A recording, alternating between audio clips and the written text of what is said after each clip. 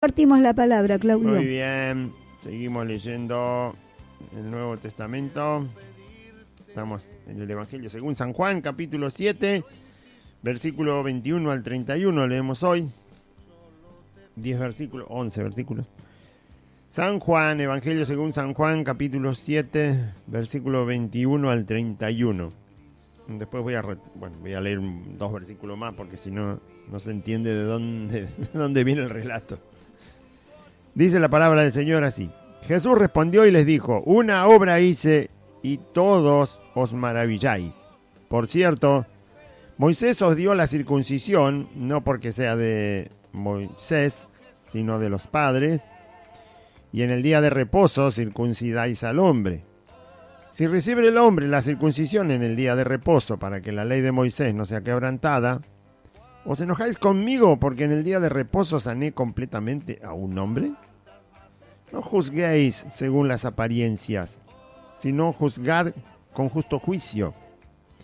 Decían entonces unos de Jerusalén: ¿no es este a quien buscan para matarle? Pues mirad, habla públicamente y no le dicen nada. ¿Habrán reconocido en verdad los gobernantes que este es el Cristo?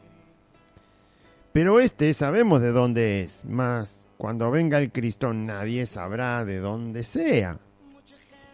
Jesús entonces, enseñando en el templo, alzó la voz y dijo: a mí me conocéis y sabéis de dónde soy, y no he venido de mí mismo, pero el que me envió es verdadero, a quien vosotros no conocéis.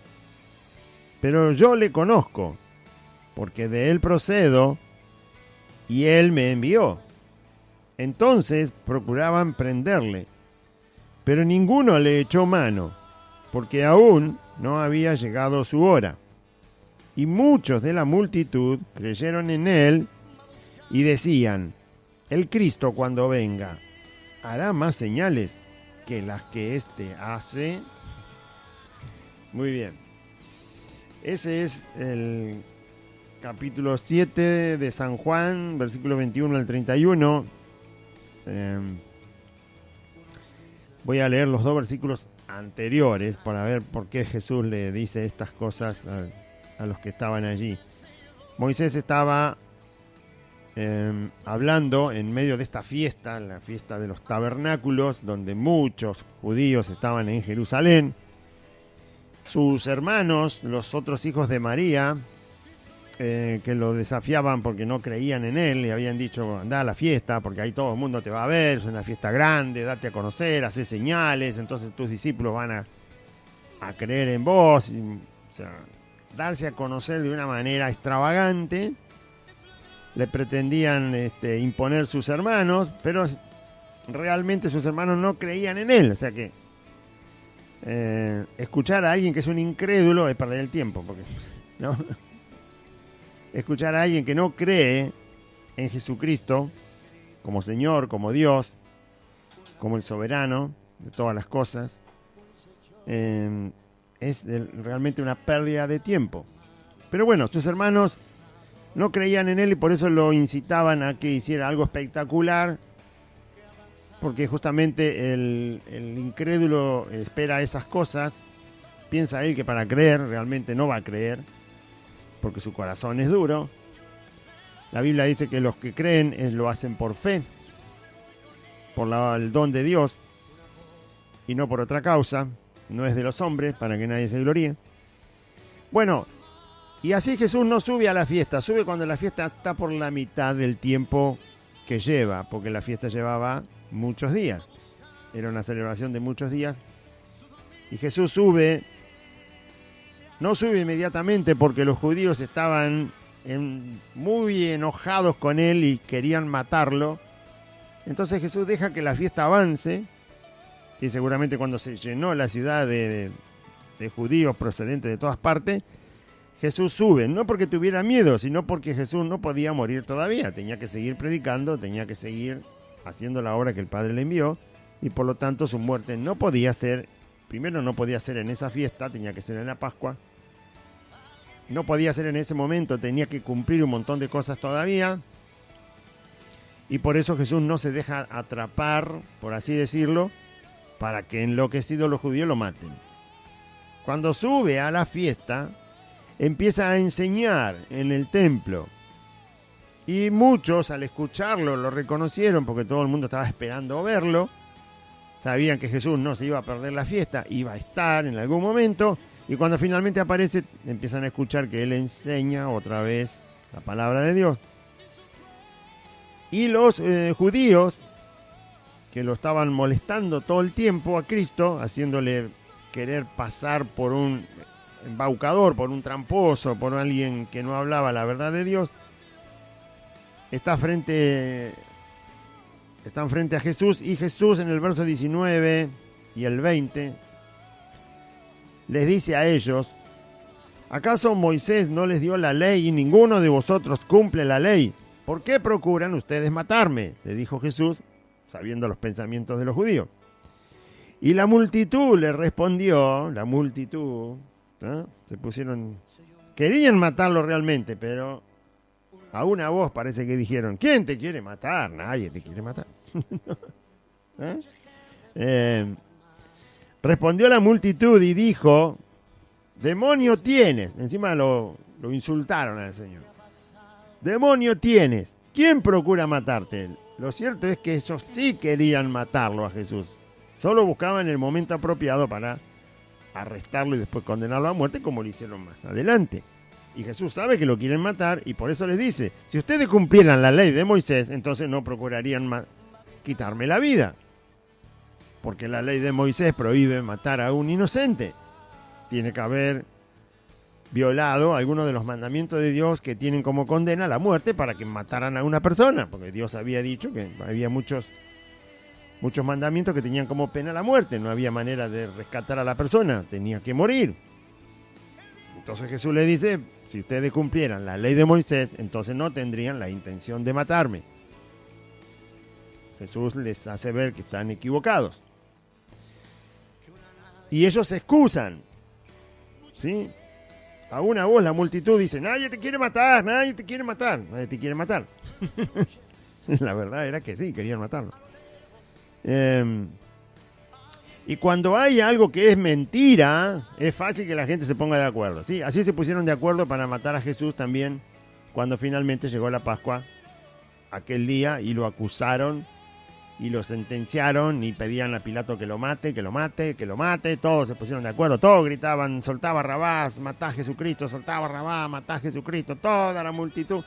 Era una farsa, era una mentira todo lo que decían, no había de qué acusar a Cristo, pero todos se pusieron de acuerdo. Qué fácil ponerse de acuerdo en una mentira. Pero en la verdad de Dios, todo el mundo te busca el pelo, ¿sí? Cuando la verdad está escrita y no hace falta tener argumentos propios porque está escrita. No, yo no necesito un argumento sobre lo que Dios escribió. Es lo que escribió, está escrito, no se puede cambiar y por lo tanto no hace falta argumentar para estar de acuerdo. Por eso dice el Salmo 133, si los hermanos están juntos y en armonía, quiere decir que todos creen en el Señor y en su palabra, entonces Dios bendice. Pero si cada uno se pone a argumentar, ¿qué querés argumentar, hermano, contra el Señor? Argumentar contra el Señor significa que le vas a enseñar. Significa: vení Jesús que yo te enseño. ¿Cómo vas a argumentar? No, podemos argumentar contra los pensamientos equivocados que puede tener cualquier persona, pero no contra lo que Jesús dice en su palabra, con lo que Dios dice en su palabra. Argumente sobre el primer versículo de la Biblia. A ver, en el principio creó Dios los cielos y la tierra. Para argumentar sobre eso, usted tendría que haber estado el día que Dios creó los cielos, porque tendría un testimonio para rebatirle a Dios que lo que dice ahí no es verdad. ¿Estaba usted el día que Dios hizo los cielos? ¿Dónde estaba? Cuénteme. ¿En qué rinconcito de la nada estaba usted escondido y mirando a Dios cuando hacía los cielos y la tierra, si es que lo hizo o no lo hizo? No se puede argumentar si uno no tiene dónde pararse. Entonces yo, para argumentar que Dios no hizo los cielos y la tierra, tengo que haber estado yo ese día. Como no puedo, porque yo no estuve, entonces no le argumento, no le rebato, no le enseño, no le contradigo a Dios. Si Dios dice que creó los cielos y la tierra, le creo. No solo lo dice Dios ahí, sino que lo dice Jesús también. Lo dice el apóstol Juan cuando habla de Jesús. Entonces, por todos lados, no tengo dónde pararme para rebatir eso. Bueno, pero muchos le quieren argumentar a Dios, ¿no? Decirle que tienen mejores razones para las cosas que las que Dios expone en su palabra. Ahí se fue todo, un poquito para arriba. Mucho. Un poco para arriba porque se escondió todo el sonido. Ahí está. Listo. Ahí quedó. Muy bien. Entonces. Pero toda la gente dijo, no, nadie te quiere matar. Mentira, sí que lo querían matar. Pero para encubrir su maldad, mienten. Y encima mienten todos en común de acuerdo. No se haga socio de la mentira solo porque hay muchos que dicen lo mismo. Si usted sabe que es mentira, no se ponga con esa mentira solo porque son muchos los que dicen esa mentira. Eso no está bien. No está bien en el mundo y no está bien tampoco en el camino del Señor. No está bien nunca, la mentira nunca está bien. Pero cuando usted ve que son muchos los que dicen la misma mentira, entonces se anima y dice, bueno, yo también voy. No, no es así. Ese no es el camino de Cristo, ¿eh? A mí no me importa si todo el mundo miente y están de acuerdo en una mentira. Y yo por no quedar fuera del tarro digo, bueno, voy también y digo lo mismo. No. La palabra de Dios tiene la verdad. Y entonces yo sostengo esa verdad, aunque mucha multitud diga todo lo contrario. Sostengo esa verdad, la verdad del Señor. ¿Sí? Así debe edificar su vida en Cristo. Sosténgala, fúndese en la verdad que está escrita. Y si todo el mundo quiere mentir, bueno, que mienta el mundo, que mientan los pseudo cristianos, pseudo pastores o no sé lo que son. Allá ellos. Porque la palabra nos va a juzgar. El Señor Jesús nos va a juzgar. No los hombres. Así que a Él le tengo que dar cuenta. Ahora, mañana y cuando me venga a buscar. Y cuando resucite para estar siempre con los santos. Siempre me va a juzgar el Señor. Y como el Señor no miente, prefiero decir la verdad que dice Cristo. La entienda o no la entienda bien, la entienda más o menos, pero voy a decir esa verdad, porque ahí me voy a quedar parado. Después sabrá el Señor lo que tiene que hacer. No me voy a hacer amigo de la multitud. Esconderme o esconder una mentira, porque la multitud sigue la mentira. Fíjese que Noé decía la verdad y todo el mundo pereció porque no le creyó. Y Noé se mantuvo ahí en lo que Dios le dijo. Si Dios me dijo que va a llover, va a llover. Si Dios me dijo que va a inundar, va a inundar. Si Dios me dijo que no va a quedar animal en la tierra, ni ser humano que respire, no va a quedar nada. Si Dios me lo dijo, yo le creo, le creyó y se salvó. Amén. Muy bien. Y los que mentían, se murieron. Perecieron. Entonces toda la multitud le dijo, vos estás endemoniado porque acá nadie te quiere matar. Bueno, ahora empieza el texto que yo leí, del 21 al 31 de San Juan. Y Jesús le responde a esta gente y les dijo, una obra hice y todos os maravilláis. Jesús se refiere al hombre que había sanado en un día de reposo. A un paralítico de 38 años que Jesús había sanado en otro momento, ahí en Jerusalén, y donde todos se habían enterado, además de otras cosas que Jesús hizo, pero Jesús se refiere a esa sanidad, a la de ese paralítico que en el día de reposo Jesús lo sanó en el estanque de Betesda, donde venía el ángel a mover el agua cada tanto, y Jesús pasó por ahí y lo sanó. Los judíos se reenojaron de que Jesús sanara en el día de reposo. Como si importara tanto el cumplimiento de una norma frente a la vida de un ser humano. ¿Sí?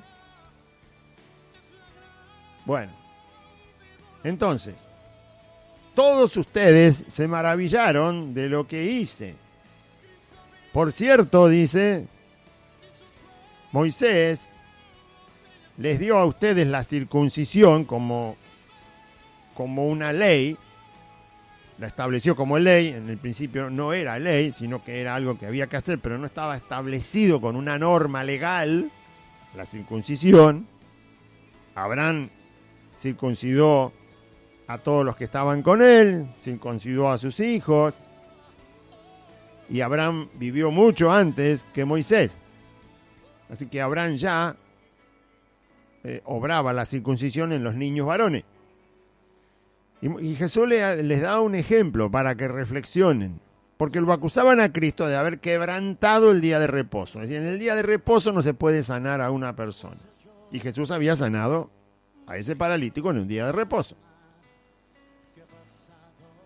Entonces Jesús les cita la ley de Moisés y dice: por cierto, Moisés les dio a ustedes la circuncisión, no porque sea de Moisés, sino que era de los padres. Se refiere a que ya estaba desde Abraham, y de Abraham pasó a Isaac, de Isaac pasó a Jacob, de Jacob pasó a los 12 hijos de Jacob, a los varones, y así siguió a todas sus generaciones hasta que Dios llama a Moisés y el pueblo del Señor sale de Egipto por la mano poderosa de Dios. Cuando están en el monte Sinaí, en el Éxodo, Dios les da la ley, y dentro de la ley establece Dios la circuncisión como una normativa legal, algo que se tiene que cumplir. Y no solo se tenía que cumplir la circuncisión en los niños varones, sino que tenía que cumplirse al 8º día de haber nacido. ¿Sí? Tenía un tiempo específico en que el niño tenía que ser circuncidado. Con 8 días de haber nacido, al 8º día, sí o sí, los padres tenían que llevar al niño a los sacerdotes, y el sacerdote hacía la circuncisión en el niño varón. Sí o sí tenía que ser al 8º día. No podía ser ni el 6º día, ni el 7º día, ni el 9º día, ni el 10º día, ni después de 15 días, porque me olvidé, porque me dormí, porque no encontré al sacerdote. No, al 8º día había que circuncidarlo. Era ley. Eso están los mandamientos del Señor. Bueno, Moisés les dio la circuncisión en forma de ley, como Dios le mandó, y en el día de reposo ustedes circuncidan al hombre. Le está diciendo a los judíos que obviamente estaban ahí en Jerusalén y que sabían, muchos de ellos eran sacerdotes o parientes de sacerdotes o estudiosos de la Biblia, y sabían que al 8º día de nacido había que circuncidar al niño. No importa si ese día era día de reposo, había que circuncidar al niño, había que hacerlo, porque Dios lo mandaba. Entonces les está diciendo: ustedes no entienden nada de la ley, porque en el día de reposo ustedes hacen una obra que según ustedes no se podría hacer, pero Dios mandó a circuncidar los niños al 8º día, y ustedes lo hacen, aunque ese día caiga en día de reposo, porque no siempre, pero muchos niños habrán nacido un sábado y al otro sábado era el 8º día y había que circuncidarlo, y era día de reposo el sábado, pero había que circuncidarlo porque la ley decía que había que hacerlo. Y a ellos no les importaba si era día de reposo, lo hacían porque la ley mandaba que había que hacerlo. Entonces Jesús le está exponiendo de que la legalidad de una circunstancia que Dios mandó en la ley, había que cumplirla, y si era día de reposo, eso no importaba, había que hacer igual la circuncisión. Y se hacía. Entonces Jesús le dice: si recibe el hombre la circuncisión en el día de reposo, para que la ley de Moisés no sea quebrantada, es decir, había que hacerlo porque el que no lo hacía estaba pasando por alto la ley de la circuncisión. Entonces dice, bueno, para no pasar por alto la ley, quebrantar la ley, ustedes hacen eso. Y no les importa si es día de reposo. Lo hacen porque hay otra ley que dice que al 8º día hay que circuncidar al niño.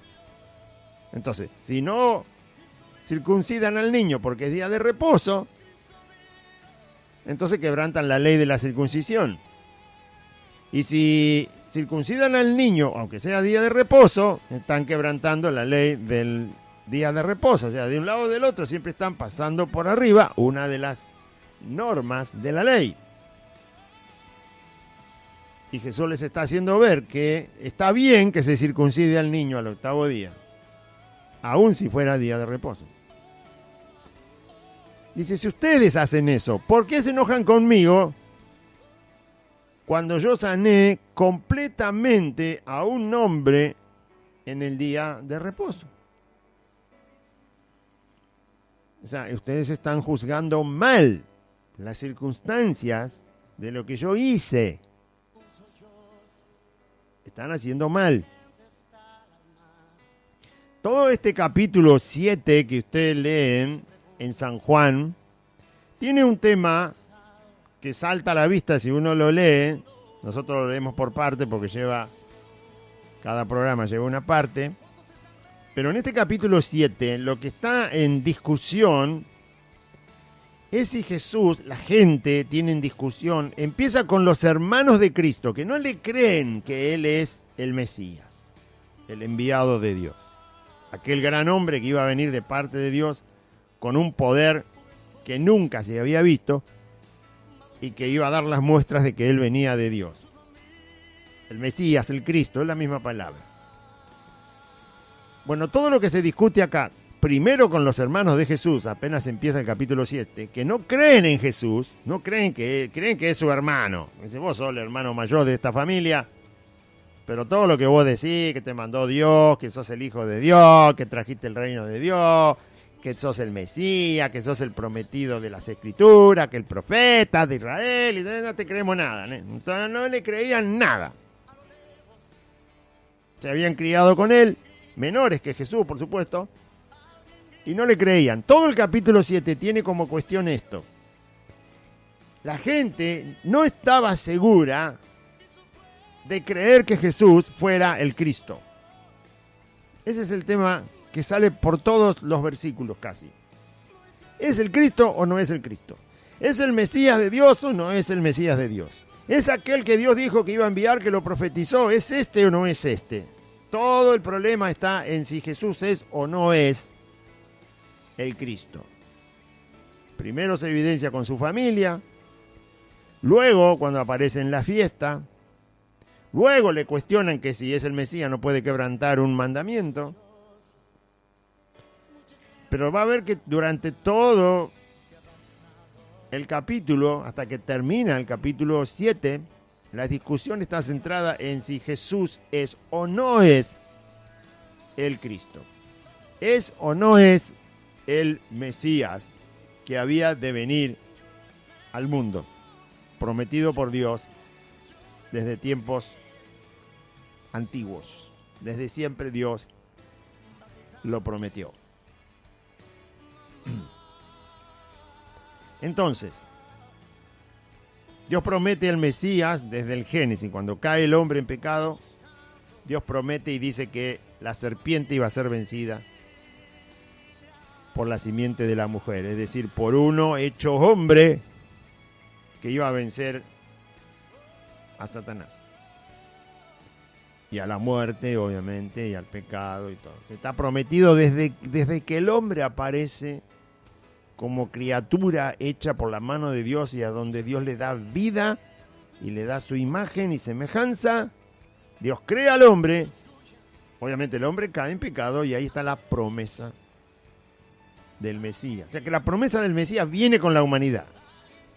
La promesa del Cristo que va a salvar a la humanidad viene con la humanidad misma.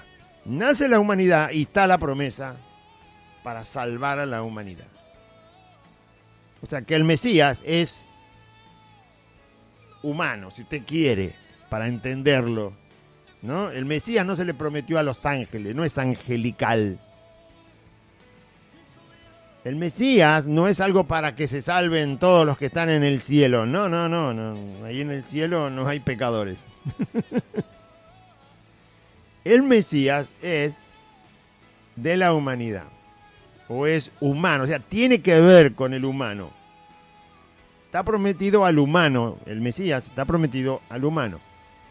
Y la gente está cuestionando si Jesús es o no es el Mesías. O sea, les interesaba muy poco lo que Dios decía en su palabra. La verdad que siglos y siglos y siglos de que los judíos recibieron palabra de Dios y muy poco les interesa porque no lo pueden reconocer todavía. Bien. Seguimos leyendo. Jesús le dice entonces, ¿cómo se van a enojar conmigo si ustedes mismos, para no quebrantar la ley de la circuncisión, circuncidan al niño en el 8º día de haber nacido, aunque ese día caiga, para ese niño en particular, en un día de reposo? ¿Por qué se enojan conmigo si yo sané completamente a un hombre en el día de reposo? La respuesta es absolutamente lógica. No tienen por qué enojarse. Si no se enojan cuando se hace una circuncisión en día de reposo, ¿por qué se van a enojar cuando sané a un hombre de 38 años de parálisis? No se pueden enojar, porque es el mismo pensamiento, es el mismo razonamiento. Está bien circuncidar al niño el día de reposo y está bien sanar a un hombre en el día de reposo. Porque las dos cosas son buenas. Ninguna de las dos cosas tiene maldad. Una era mandamiento de Dios, circuncidar al niño al 8º día. Y la otra es sanar completamente a un hombre paralítico de 38 años. Quitarle de encima la esclavitud de la enfermedad. Librarlo de esa esclavitud demoníaca.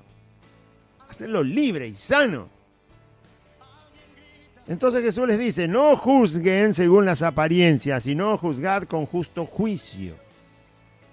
Que es lo que mucha gente no quiere entender. Y te dice, no juzgues, no juzgues, no juzgues. ¿Cómo que no juzgues? No. Lo que no hay que hacer es juzgar según las apariencias. Las apariencias no sirven para hacer un juicio. Lo que sirve para hacer un juicio es el justo juicio. Es un juicio hecho con justicia, es decir, basado en algo que sea inamovible. Porque las apariencias cambian. Las apariencias es algo que continuamente puede ir cambiando. Entonces no se puede hacer un juicio sobre una apariencia. Se tiene que hacer un juicio sobre algo justo. Justo juicio. El juicio se hace fundado en algo justo. Y ese algo justo tiene que ser una verdad que sea inamovible. ¿Sí? Y esa verdad inamovible está en la palabra del Señor. Nosotros podemos hacer todo el juicio que sea necesario, siempre y cuando se haga de manera justa, tomando la Escritura y poniendo las cosas frente a la Escritura. Si estos hombres se hubieran tomado las Escrituras, todas las Escrituras de Dios, y la hubieran puesto delante de lo que Jesús había hecho ese día, es decir, sanar a un paralítico de 38 años, hubieran entendido, hubieran hecho un juicio justo y hubieran dicho, este hombre, que Jesús hizo algo bueno, porque teniendo el poder de sanar a un hombre que hace 38 años que está paralítico, teniendo él el poder, vemos que lo ha sanado, lo ha dejado completamente sano, dice la Escritura. Sané completamente a un hombre, todas las articulaciones le funcionaban como el día que tenía 20 años. No le dolían los cartílagos, no le dolían los músculos, no le dolían los tendones, los nervios. Vio que cuando uno empieza a caminar cuesta después de tanto tiempo que estar... No solo que se le fue la parálisis, sino que estaba completamente sano. Las venas, corría bien la sangre. Hace falta muchas cosas para que un cuerpo deje la parálisis. Todo tiene que volver a funcionar. Todo le funcionaba bien. Los músculos, los tendones, la irrigación sanguínea, el oxígeno en la sangre en esas partes que estuvieron tanto tiempo paradas, las articulaciones, el líquido ese que va entre hueso y hueso para donde doblan las rodillas y los tobillos, todo funcionaba bien en este hombre. El sistema nervioso central que hace que respondan las piernas. todo sanó completamente. Dice, completamente sané a un hombre en el día de reposo. Y ustedes se enojan conmigo. Bastaba con que ellos dijeran, Jesús hizo lo correcto. Jesús, teniendo el poder, lo usa para hacer un bien misericordioso sobre la vida de una persona arruinada. Por lo tanto, le ha dado completa sanidad. Y no importa si es día de reposo. Porque lo que se ha hecho está por encima de lo que aquel mandato del Señor decía en el día de reposo. Entonces dice, no juzguen según las apariencias. ¿A usted le gusta juzgar según las apariencias? Escucha 2 o 3 palabras al viento y ya juzga. Observa 4 o 5 cosas y ya juzga. ¿Y cuándo va a la palabra? ¿Cuándo va a la palabra para ver qué es lo que tiene que observar para hacer un juicio justo, que no se equivoque? Claro que estaba bien que Jesús sanara a un hombre en el día de reposo. Cualquier día está bien que lo sane. Porque lo que está haciendo es un bien que tiene que ver, primero, con que se ama a Dios. Porque ahí se manifestó la persona de Dios cuando Jesús sanó a ese paralítico. Porque nadie puede hacer eso, solo Dios puede hacer eso. Solo Dios puede sanar a un paralítico de 38 años. Si no, pregúntenle a los médicos de cualquier clínica, de cualquier lugar del mundo, si pueden hacerlo ellos. Si ellos lo pudieran hacer, lo harían.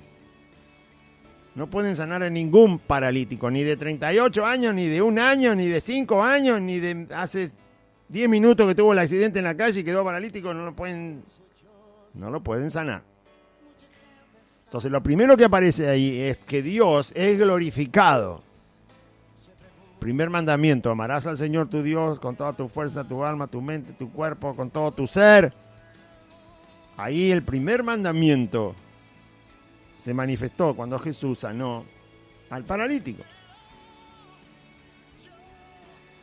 Por lo tanto, si uno observa los mandamientos, se está dando cuenta que Jesús está cumpliendo mandamientos al sanar a un hombre, está glorificando a Dios, está amando a Dios, porque está usando el poder de Dios para que alguien reciba un bien que solo Dios puede dar.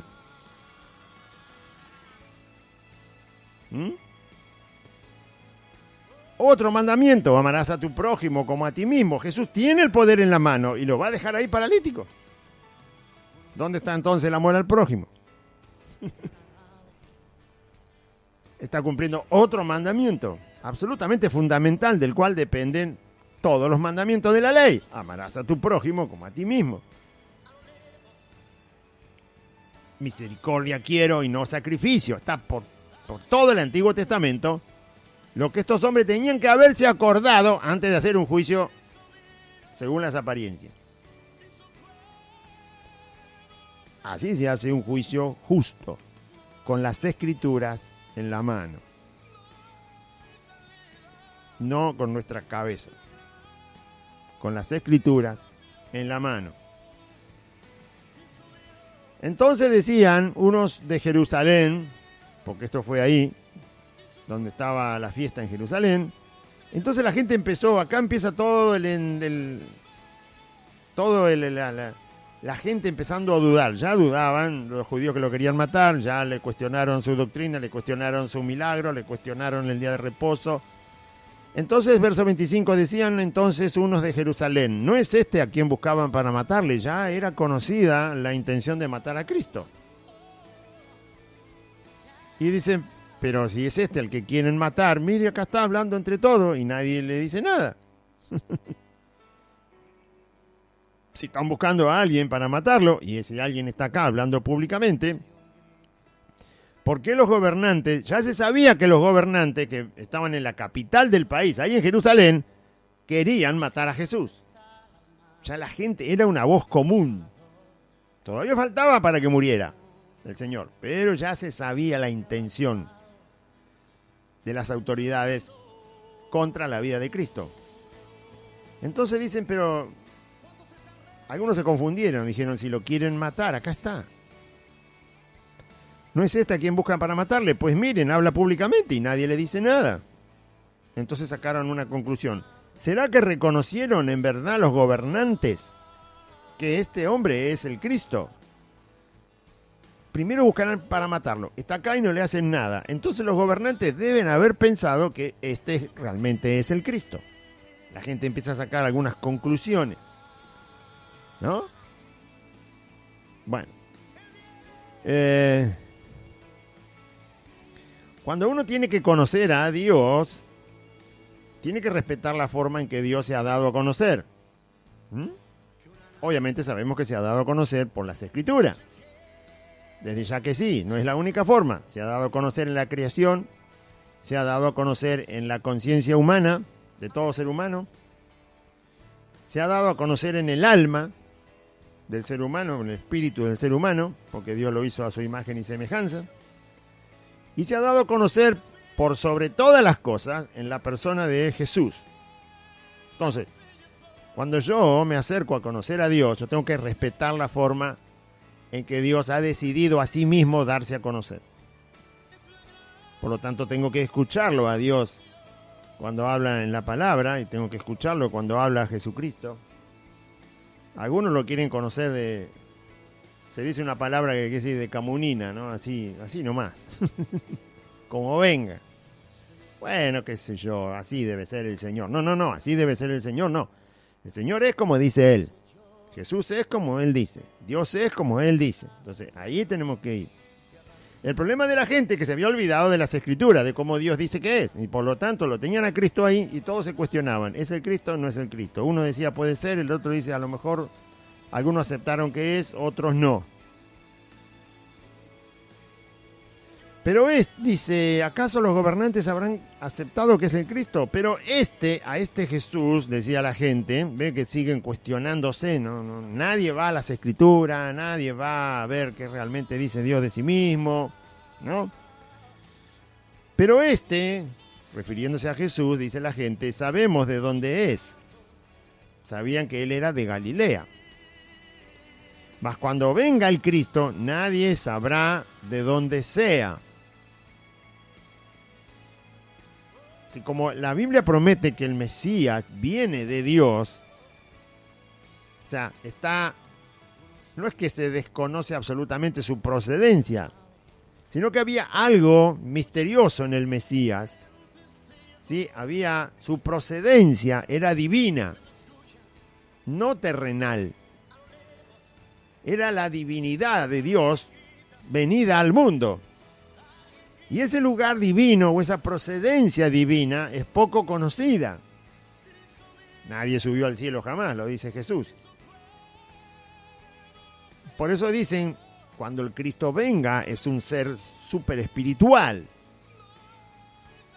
Ellos sabían que iba a aparecer en Belén, pero ese sería el lugar físico donde el Mesías se podría mostrar.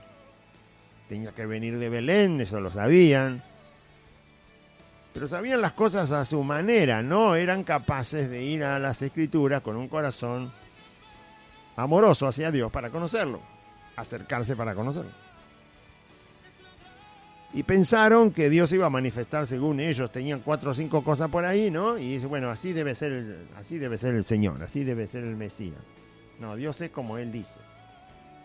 Y así me cabe a mí averiguar como Dios dice que es. Y respetarlo a Dios como Él dice que es. Y no intentar yo cambiarlo, ni cambiar lo que Él dice. No se hace, eso está mal. Eso no es un cristiano, eso es un pagano. Eso es un ateo. Ese es un incrédulo, un carnal, un rebelde.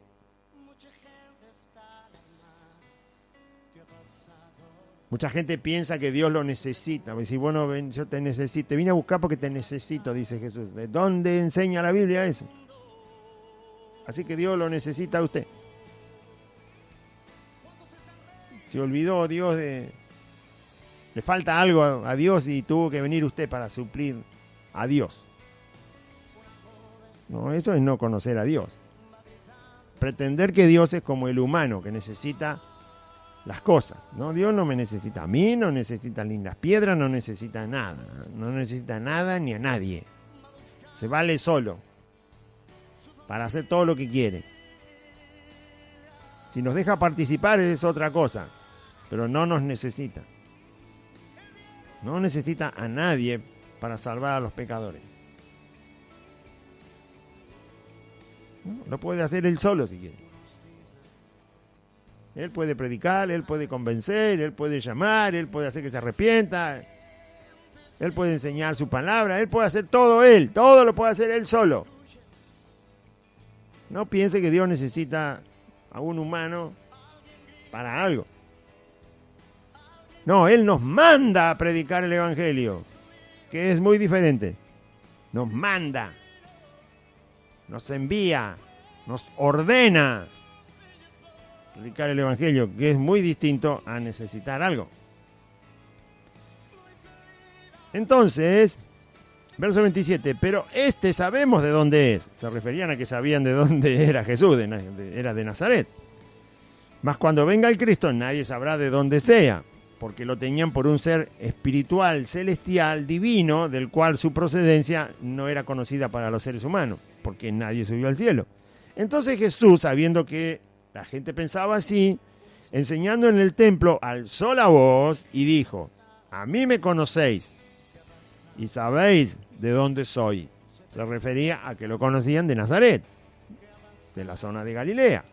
Sí que saben de dónde vengo.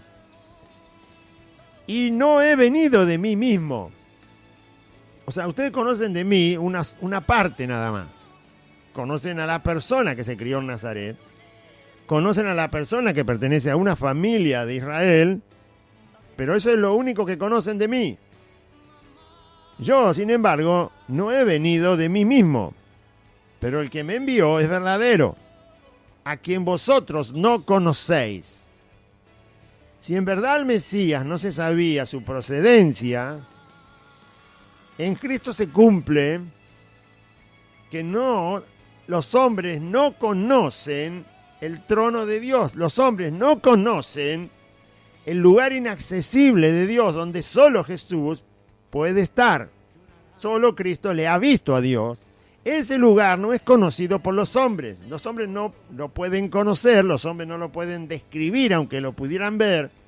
Ese lugar es inaccesible para el ser humano. Por eso se creía y se decía que el Mesías no se le sabe su procedencia. Es decir, yo no conozco el lugar.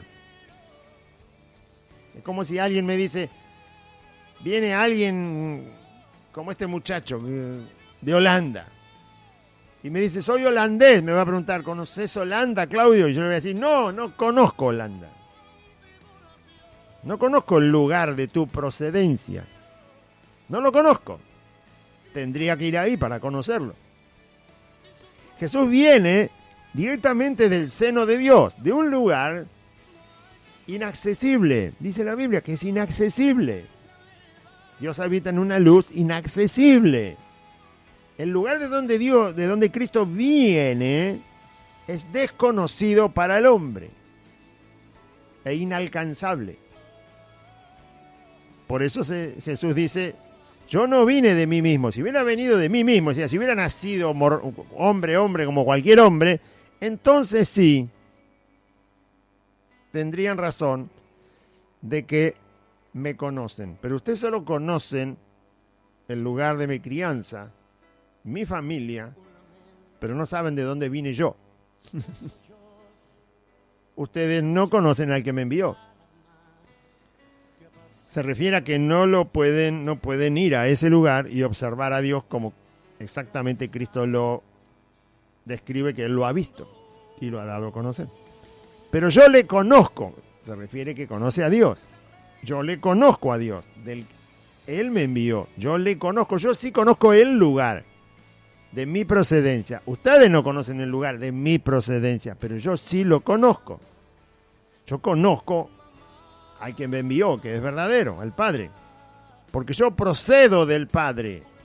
Yo tengo la naturaleza del Padre. Yo soy como el Padre. Él es el que me ha enviado. Por eso no conocen ustedes el lugar desde donde fui enviado. No conocen el lugar desde donde salí. Ustedes no conocen ese lugar, porque ese lugar es la misma esencia de Dios, el mismo seno de Dios. Y ahí ningún hombre ha accedido jamás. Ni los ángeles. Entonces, escuchando esto, cuando usted habla de Cristo, ¿de quién se cree que está hablando? Cuando usted tiene que exponer la palabra de Cristo, ¿qué palabra se piensa usted que está exponiendo? Es la palabra del Dios vivo, donde nadie puede ir. ¿Qué me vienen a argumentar contra Dios? Si no pueden acceder a Él, solo Cristo le ha dado a conocer. Entonces, más bien que lo crea, si no está en problema, serio problema. Y entonces procuraban prenderle al Señor, pero ninguno le echó mano, porque aún no había llegado su hora. Todavía no era el día, todavía no era el momento en que Jesús iba a entregar su vida por todos nosotros. Por eso, aunque procuraban prenderle, no pudieron arrestarlo al Señor. Y todo el problema está sobre la persona de Jesús, si es el Cristo o no es el Cristo. Y sigue después, en los otros versículos y hasta que termina este capítulo. El problema ¿es Cristo o no es Cristo? ¿Es el Mesías que Dios prometió o no es el Mesías? ¿Este es aquel gran profeta del que habló Moisés o no es aquel gran profeta? ¿Es el Hijo de Dios o no es el Hijo de Dios? ¿Es Dios o no es Dios? Toda esa es la cuestión. En el capítulo 7 de San Juan. ¿Cómo está usted? ¿Le ha creído? Si le ha creído, le debe servir y le debe honrar a Cristo.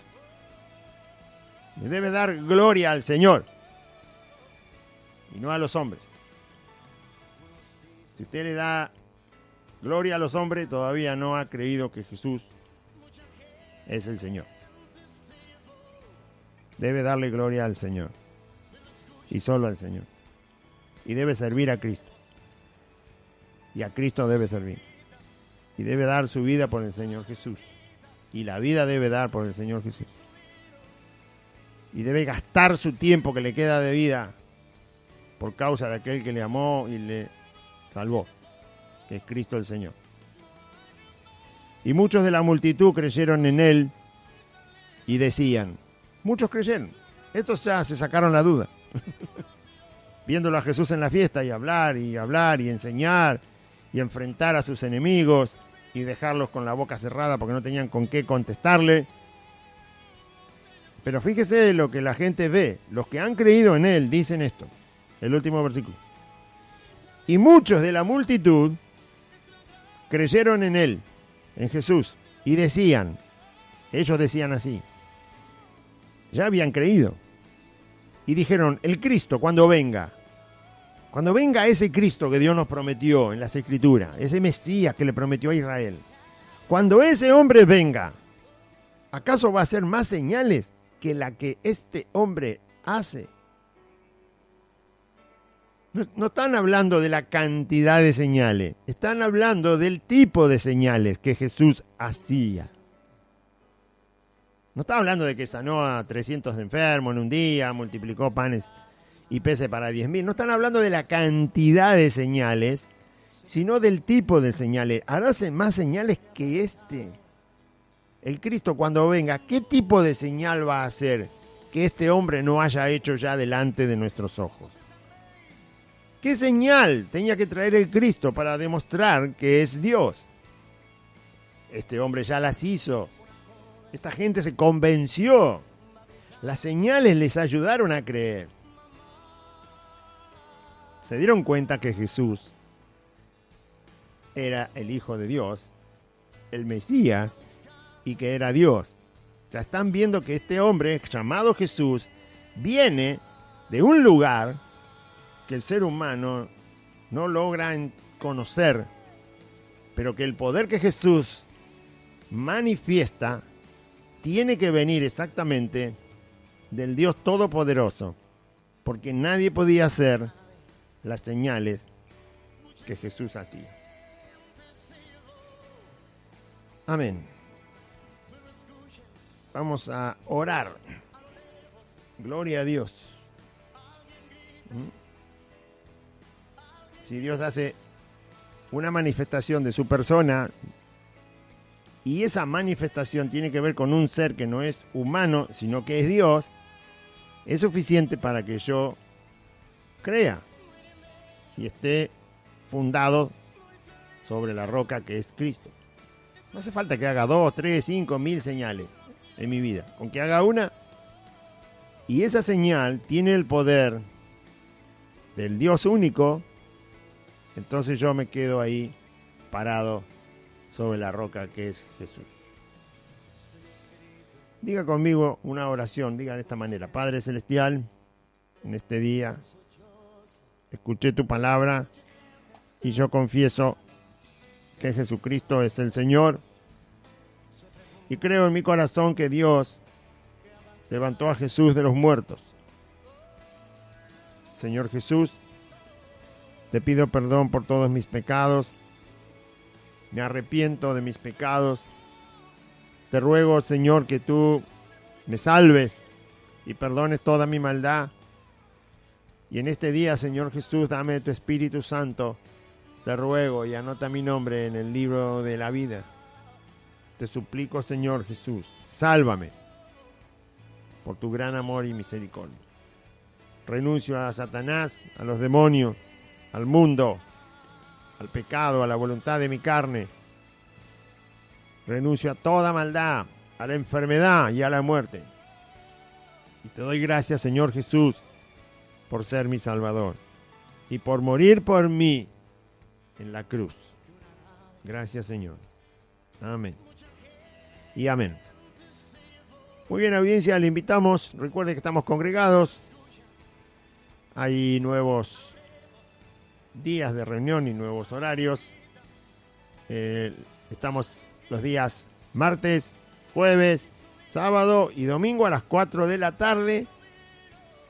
Martes, jueves, sábado, domingo a las 4 de la tarde. Y además el domingo hay una reunión por la mañana, a las 10 de la mañana. Si usted quiere venir a la mañana, el domingo a las 10 de la mañana hay reunión. Después todas las demás reuniones son a las 4 de la tarde. El martes, el jueves, el sábado y el domingo. El barrio es Merlo Norte. La calle es Santa Fe. 2540 es el número. Estamos entre la calle Solanet y la otra calle es La Prida. Solanet es la calle que empieza en la barrera de la estación de Merlo, donde está el andén. Hay una barrera, esa barrera es el inicio de la calle Solanet. Derecho por Solanet, 8 cuadras. Cuando llega a Santa Fe, dobla a la izquierda sobre la calle asfaltada. La cuarta casa, desde la esquina de Santa Fe 2540, hay un pino muy alto, donde está el pilar de la luz, la torre de las 2 antenas de las 2 radios, el nombre de la calle, el número del domicilio. Aquí le esperamos entonces en el amor de Cristo. Congréguese. Martes, jueves, sábado, domingo a las 4 de la tarde y el domingo a la mañana a las 10 de la mañana. Elija usted el horario y nosotros le esperamos. Dios le bendiga. Confíe en Cristo.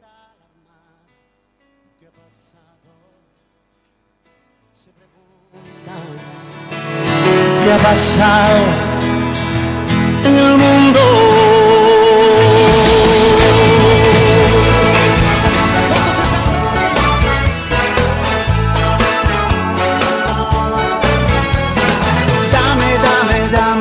Dame todo lo que tú quieras. Hasta aquí compartimos Buenas Nuevas, un programa evangelístico, dinámico, reflexivo, pensado en usted y hecho con amor. Buenas Nuevas, creado y conducido por Aide y Claudio.